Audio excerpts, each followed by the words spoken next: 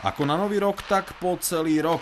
Ak by toto heslo platilo pre hokejových deviatakov bratislavskej hobby, zverenci Miroslava Huntatu by si mohli zapísať v najvyššej hokejovej súťaži starších žiakov veľmi dobrý výsledok. Účasť medzi prvou šestkou im ušla pomedzi prsty. V tom druhom sextete však držia najlepšiu pozíciu, 7. priečku. Potvrdiť ju mali aj v zápase so Senicou. A stalo sa. Títo deviatáci patria v klube zo žiackych kategórií medzi najlepšie. Budeme mať veľkú snahu, aby sme si celý ročník udržali do budúcej sezóny smerom k dorastu. Pochváliť sa takisto môžeme našimi tretiakmi, ktorí včera v Puchove vyhrali trojkráľový turnaj, kde bol napríklad aj Slovan, ktorý skončil za nami. Myslím si, že je to kvalitná práca trénerov a aj šikovnosť tých detí. Dalo by sa povedať, že teda v Hobe sa blízka na dobré časy, že je všetko OK, všetko je ružové, ale predsa len tie financie sa zháňajú ťažšie, hokej je jeden z najnákladnejších športov, takže možno aj v tomto smere tu v Hobe tlačí topánka práve tie financie. Tak sú to naozaj tie financie, medzi našu najväčšiu položku v klube patrí prenájom ľadovej plochy. Druhá vec je doprava, hráme slovenské súťaže, takže dá sa povedať, že na každé kolo, okrem Slovana a Ružnova, musíme cestovať. Ten autobus takisto niečo stojí. Ekonomicky máme čo robiť, aby sme vykryli všetky tréningy, všetky zápasy, tak aby sme mali podmienky také, aké máme. Darí sa to? Veľkú zásluhu na to majú aj rodičia, ktorých príjem do našej klubovej kasy je zhruba 1/3. Máme čo robiť, máme 10 mesiacov ľad, čo nám zvyšuje finančnú záťaž, ale boli by sme radi, keby sme si tieto podmienky udržali. Myslím si, že Hoba robí obrovskú prácu a obrovsky dobré meno pre túto mestskú časť Dúbravka. Preto by bolo možno dobre, keby sa aj miestny úrad v tomto smere rozhýbal a trošičku viac investoval do športu, pretože šport to je mládež a to je tá budúcnosť, o ktorej stále všetci my hovoríme. Tak veľmi by sme privítali podporu mestskej časti, trošku väčšiu, akú máme. Keď to porovnáme s druhými mestskými časťami alebo s druhými klubmi, tak dá sa povedať, že tá podpora u nás, aj keď viem, že v mestskej časti sme mali najväčšiu podporu hokej, ale za ostatnými klubmi naozaj zaostávame. Kormidelníkom nádejného výberu, inou terminológiou povedané pred dorastu, je Miroslav Huntata, ešte donedávna aktívny hráč Ružinova v prvej slovenskej lige. Do Dúbravky prišiel s tým, aby pomohol tunajšej mladí. Pod patronát dostal práve deviatakov a dosahuje s nimi skutočne dobré výsledky. Víťazstvo 12-4 sa rodilo veľmi ľahko, ale mali ste fázy, v ktorých trošku obrana spala, najmä za stavu 5-0, keď ste v priebehu 1 minúty dostali 2 góly. To je možno asi jediná vec, ktorú by ste mohli vašim zverencom vyčítať. Tak áno, vyplynulo to z toho, že v podstate ten zápas už dá sa povedať, že bol rozhodnutý a hráči sa prestali sústrediť na tú obranú fázu hry a tie góly vyplynuli z toho, že v podstate ani nebolo to z toho, že ten super bol nejaký lepší, ale skôr to boli individuálne chyby, či už hráčov alebo bránkara. Vy ste ešte donedávna brázili Rihy na ľadovom ihrisku. Teraz už trénujete. Ako sa cítite v tejto pozícii? Samozrejme, že ma to stále ťahá si zahrať, ale tak v podstate už to mám za sebou a teraz som v pozícii trénera a baví ma to. Nestáva sa vám niekedy, keď vidíte svojich zverencov, že by ste im na lavičke potom povedali, ako by ste vyriešili situáciu, ako keď hovoríte, že radi by ste sa videli na ihrisku, tak vžívate sa do toho ešte aj ako hráč? Tak samozrejme, ako tréneri musím hovoriť, že ako by sa tie situácie mali riešiť, alebo ako by som to vyriešil ja. Takže od toho tam tréner je, či už predtým hral, alebo nehral. Ako máte partiu? Partia, ja si myslím, že veľmi dobrá. Tento rok sa zišla u nás veľmi dobrá partia, chalani si rozumejú, v tom nie je problém.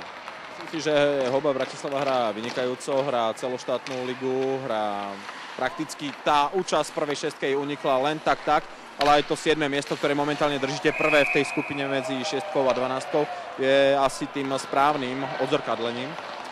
No tak náš cieľ pred sezónou bolo postúpiť do tej prvej šestky, čo sa nám bohužiaľ nepodarilo a to, že tu hráme v podstate lídra v tej skupine, alebo sme prví zatiaľ, tak ja osobne nepovažujem za nejaký veľký úspech. Každý tréner by chcel asi trénovať mužstvo trošku dlhšie, aby si im dosiahol nejaký úspech. Vy sa neobávate toho, že predsa len bude tu talent a niekto vám ho ukradne? Príklad Slovan. No tak u nás sa to stáva pravidlom, že v podstate v Bratislave sme, dá sa povedať, tretí klub po Slovane a Ružinové, takže často sa stáva, že tí talentovanejší hráči odchádzajú do týchto dvoch klubov, či už do Slovanu alebo do Ružinova a v podstate na to dosť trpíme. Vy ste pôsobili v Ružinove, čo vás presvedčilo, alebo čo vám vnúklo tú myšlienku prísť sem do Dúbravky? No tak to ma tak zavial osud, no. Ja som to nejak neplánoval, ale takto proste vyplynulo z toho života. A myslím si, že ste spokojní tu. A ja som tu veľmi spokojný, áno. Hráčsky potenciál fajn, ambície vysoké. Kam by ste to ďaleko chceli vy dosiahnuť osobne? Tak ako každý hráč sníva o nejakej výbornej hráčskej kariére, tak samozrejme aj ja ako tréner snívam o tom, že raz sa mi pošťastí trénovať nejakú tú vyššiu úroveň. Momentálne ste teda v Hoba Bratislava. Myslíte si, že má tento káder potenciál na to hrať v budúcej sezóne trošku vyššie ešte o tie vyššie mety? No tak v podstate tento káder ide na budúci rok už do dorasteneckej súťaže, kde sa už spájajú viac ročníkam, tam sú, dá sa povedať, až 3 ročníky a oni tam budú patriť medzi najmladších. Takže, ale do budúcna si myslím, že tento káder, pokiaľ by takto ostal pohromade, tak má určite potenciál aj v tom doraste, dajme tomu, postúpiť do Extraligy. Hoba šliape na pätý tým najlepším. Súboju proti Senici ukázali naplno, v čom tkvie ich úspech. Skvelá fyzická kondícia, perfektná kombinačná hra, dravosť, priebojnosť. To všetko platilo na súpera. Ten prišiel len s 10 hráčmi a fyzicky na dúbravský celok nestačil. Už v prvej tretine lovil golman zo Záhoria spoza svojho chrbta 4 puky a to zďaleka nebolo všetko. V rámci aritmetickej postupnosti ich dovedna inkasoval 12. Hoba si bez väčších problémov poradila so súperom 12-4 a potvrdila, že patrí medzi špičku medzi staršími žiakmi na Slovensku. Hoci paradoxne v Bratislave je vnímaná ako až tretí celok po Slovane a Ružinove. Talentov je tu však pomerne dosť a to núti k zamysleniu, či nie je vhodné, aby sa adaptoval v tejto mestskej časti aj juniorský a seniorský tím.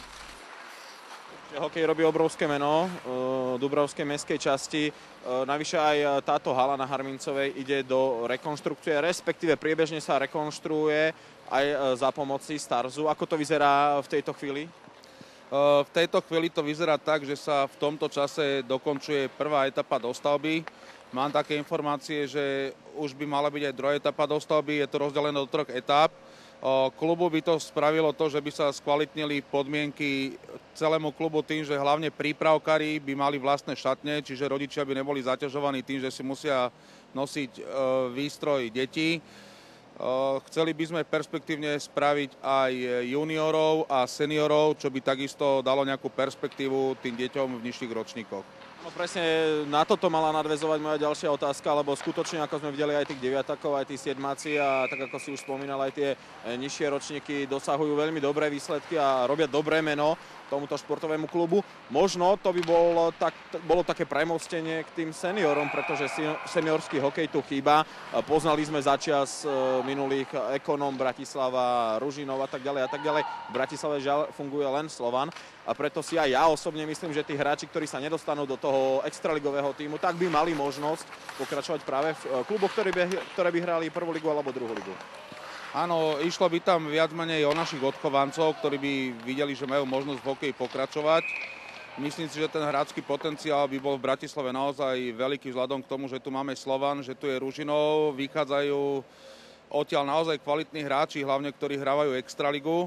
Ďalej máme tu fakultu telovýchovy a športu, čo tiež by bola možnosť pre hráčov, ktorí by mali záujem hrávať a pokračovať zo svojich extraligových tímov, že by hrávali u nás. Ako potenciál je aj náš záujem, no uvidíme, ak to dotiahneme do konca. Ako vidíš ty osobne budúcnosť tohto dúbravského hokeja? Bol by som veľmi rád, keby sa nám podarila urobiť silná prípravka. Myslím si, že ako potenciál trénerov tu máme naozaj dobrý a kvalitný. Sú to všetko školení chalani, ktorí majú naozaj záujem pracovať s našimi deťmi. Bolo by možno veľmi dobré, keby sa nám podarilo hrávať prvú ligu seniorov čo by mohlo aj zviditeľniť ešte tento klub a myslím, že aj tie podmienky by sa rapidne zlepšili. Deviatáci potešili oko diváka. Prítomní fanúšikovia videli talent, nadšenie, elán, entuziazmus, jednoducho všetko, čo tvorí, respektíve by malo tvoriť herný repertoár úspešného športovca. Dokonca aj žiaci ukázali, že im hokejový produkt, teda bitka, nie je cudzia. Tých talentov je hobe skutočne dosť a ostáva nám len veriť, že plány, ktoré sa v podvedomí funkcionárov spriadajú, dostanú reálnu podobu. Na to je ale potrebná aj spolupráca s mestskou časťou, napríklad aspoň takou, aká je v Ružinove. Vtedy sa výsledky dostavia a Dúbravčania budú mať na dosah špičkový hokej. Deviatáci ukázali, že potenciál na to existuje. Ale Slovan má 3. Ale dobre, to